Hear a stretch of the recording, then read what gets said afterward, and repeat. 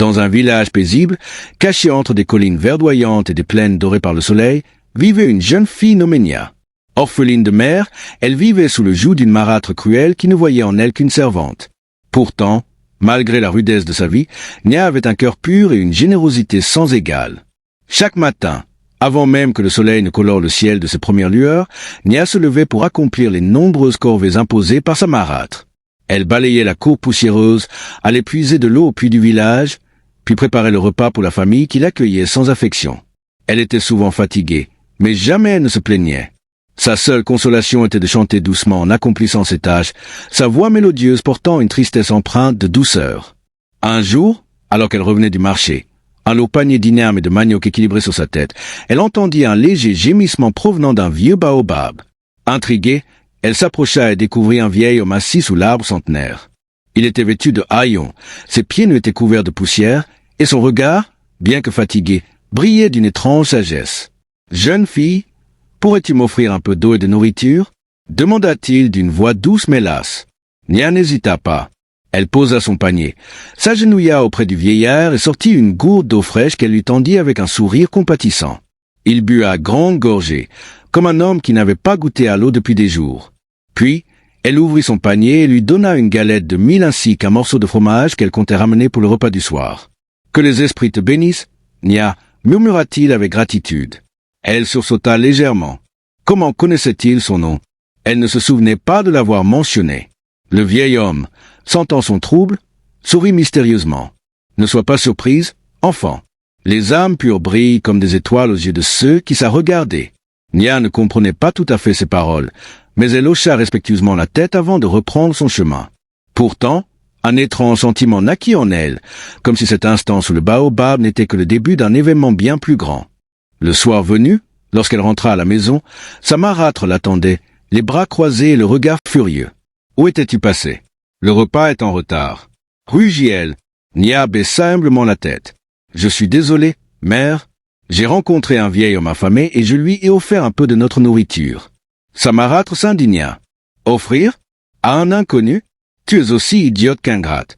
As-tu oublié que la nourriture ne pousse pas toute seule? Chaque bouchée doit être méritée. » Elle arracha le panier des mains de Nia, l'examina et fronça les sourcils en constatant le manque de provisions. D'un geste brusque, elle gifla la jeune fille. « Tu seras privée de souper ce soir. Peut-être qu'ainsi, tu apprendras à ne plus gaspiller. » Nia ne protesta pas. Elle savait que discuter ne servirait à rien. Elle se retira dans sa petite paillote au fond de la cour, le ventre creux mais l'âme en paix. Elle n'avait aucun regret. Cette nuit-là, elle fit un rêve étrange. Le vieux mendiant lui apparaissait, mais il n'avait plus l'air misérable. Il se tenait debout, drapé dans une étoffe richement ornée, son visage éclairé d'un sourire bienveillant. Il lui tendait la main. « Nia, » murmura-t-il, « ton cœur généreux t'a ouvert les portes d'un destin exceptionnel. Demain, retourne sous le baobab et creuse au pied de l'arbre. Un trésor Y attend. » À son réveil, Nia se demanda si ce rêve n'était qu'une illusion de son esprit fatigué. Mais une force inexplicable la poussait à y croire. Dès l'aube, elle se rendit sous le baobab. Le vieil homme n'était plus là. Seules les racines épaisses de l'arbre se dressaient, imposantes, comme les veines de la terre elle-même. Elle s'agenouilla et, avec ses mains, elle commença à creuser la terre sèche. D'abord, ce ne fut que de la poussière, puis du sable compact. Elle était sur le point d'abandonner quand ses doigts rencontrèrent un objet dur. Son cœur battit plus vite. Elle écarta la poussière et découvrit un coffre en bois sculpté. Le coffre était petit mais robuste. Elle l'ouvrit lentement, les mains tremblantes, et écarquilla les yeux. À l'intérieur se trouvaient des bijoux en or, des pierres précieuses et une lettre écrite sur un parchemin ancien. Elle la déplia et lut à voix haute. À celui ou celle qui prouvera que la générosité est la plus grande des richesses, ce trésor est destiné. Nia resta figée un instant, son cœur battant comme un tambour de fête. Ce trésor, était-il vraiment pour elle? Elle regarda autour d'elle, comme si elle s'attendait à voir surgir une autre personne qui lui dirait qu'il y avait erreur. Mais elle était seule, sous l'ombre rassurante du grand baobab. Une larme roula sur sa joue. Elle pensa à toutes les fois où elle avait souffert, où elle avait eu faim, où elle avait été humiliée. Et voilà que les esprits, ou peut-être le destin, la récompensaient pour sa bonté. Avec ce trésor, elle savait qu'elle pouvait changer sa vie. Mais elle ne voulait pas seulement se sauver elle-même. Son village avait aussi besoin d'aide. Des enfants dormaient affamés, des vieillards mouraient sans soin, des familles luttaient chaque jour pour survivre. Nia prit une décision. Elle utiliserait cette richesse pour faire le bien. Ce jour-là marqua le début d'un destin extraordinaire. Une simple jeune fille au cœur pur venait de découvrir un secret qui allait transformer non seulement son existence, mais celle de tout son peuple. Elle ignorait encore qu'un long voyage l'attendait, plein d'épreuves et de révélations. Mais une chose était certaine, son acte de générosité n'avait pas été vain.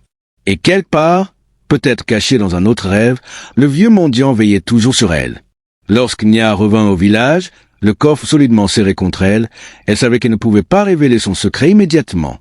Les hommes et les femmes de son village avaient l'habitude de voir la richesse comme un signe de privilège et de pouvoir. Si elle annonçait soudainement qu'elle possédait un trésor, les jalousies et les suspicions risquaient de se déchaîner contre elle. Elle passa d'abord chez le forgeron du village, un homme respecté nommé Baba Kone. Elle lui demanda de l'aide pour fondre discrètement une partie de l'or en pièces plus petites.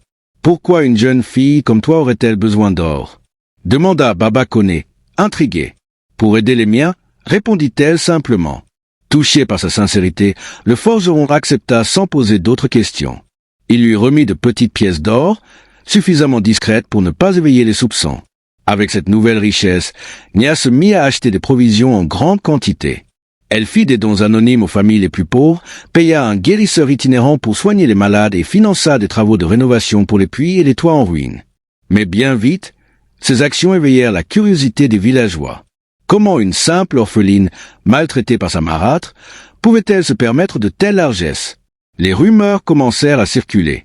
Sa marâtre fut la première à s'indigner. Elle voyait son autorité sur Nia lui échapper et sa propre avidité s'éveilla. Un soir, alors que la lune baignait le village d'une lueur argentée, elle la surprit en train de compter des pièces d'or dans sa petite paillote. « Alors, c'est vrai, tu caches un trésor » s'exclama-t-elle en arrachant une poignée de pièces. Nia tenta d'expliquer qu'elle utilisait cet argent pour le bien du village, mais la femme n'écoutait pas. Dès le lendemain, elle répandit la nouvelle. Nia détient un trésor caché. Elle refuse de le partager avec nous. Le conseil des anciens fut convoqué.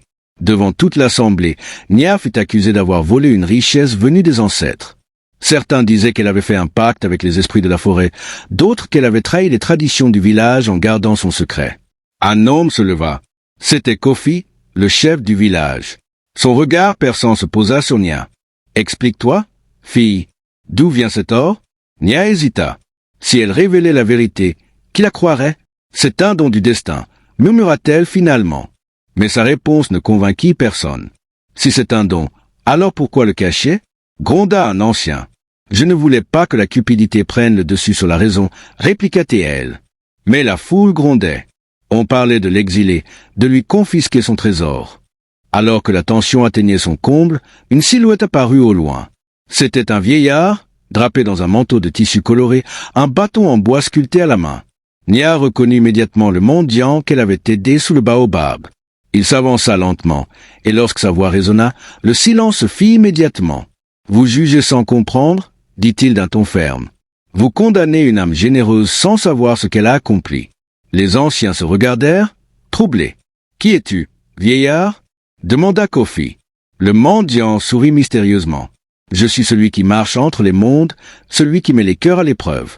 J'ai voulu savoir si l'un de vous aurait la grandeur d'âme nécessaire pour mériter un don céleste. Et seul cet enfant a su le comprendre. » Un murmure parcourut l'assemblée. Certains baissèrent les yeux, honteux. Le vieillard se tourna vers Nia. « Ta générosité a été mise à l'épreuve, et tu l'as prouvé. Mais ta tâche n'est pas terminée. Un dernier défi t'attend. » Nia sentit un frisson parcourir son corps. Quel défi restait-il encore à surmonter? « Tu dois choisir, » dit le vieillard. « Soit tu partages au tyran ton trésor avec ceux qui t'ont accusé, et tu perds tout droit à cette richesse. Soit tu pars loin d'ici, avec assez pour bâtir une nouvelle vie ailleurs, mais sans jamais revenir. » Nia était bouleversée. Tout ce qu'elle voulait, c'était aider son village. Mais le poison de la méfiance avait déjà corrompu leur cœur. Même si elle leur donnait tout, ils douteraient encore d'elle. Elle prit une grande inspiration et déclara « J'emporterai ce qui me revient, mais je laisserai suffisamment pour que le village puisse prospérer. » Le vieil homme hocha la tête. C'est une réponse sage. D'un geste de sa main ridée, il fit apparaître un deuxième coffre. Il était rempli de vivres, de semences et d'outils en fer. Une richesse plus précieuse que l'or. Ce présent appartient au village, annonça-t-il. Utilisez-le avec sagesse. Les villageois, stupéfaits, s'agenouillèrent devant Nia. Certains pleuraient, d'autres murmuraient des prières de pardon. Mais il était trop tard. Nia avait pris sa décision. Le lendemain, à l'aube, elle quitta le village avec une partie du trésor et un cœur lourd mais déterminé. Le mendiant l'accompagna jusqu'à la lisière de la forêt. « Qui es-tu vraiment » osa-t-elle demander. Il sourit, et sous ses yeux, son apparence changea. Il n'était plus un vieil homme, mais un être lumineux, aux traits empreints d'éternité. « Je suis l'esprit du baobab, le gardien des âmes généreuses. Et désormais, tu es béni, Nia. Là où tu iras, la prospérité te suivra. » Puis, dans un dernier éclat de lumière, il disparut. Nia poursuivit sa route, une nouvelle vie devant elle. Elle n'était plus une orpheline méprisée. Elle était une élue du destin, prête à écrire son propre avenir. Et ainsi commença sa véritable légende.